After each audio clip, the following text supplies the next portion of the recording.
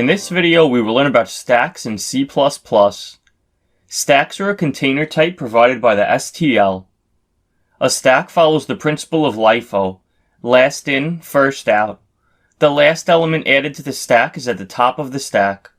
To begin working with stacks, we can include the stack header file at the top of the code.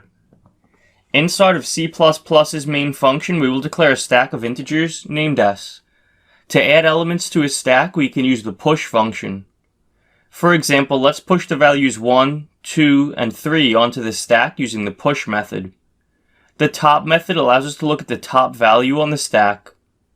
We will output the string top and then the value of s.top to the console.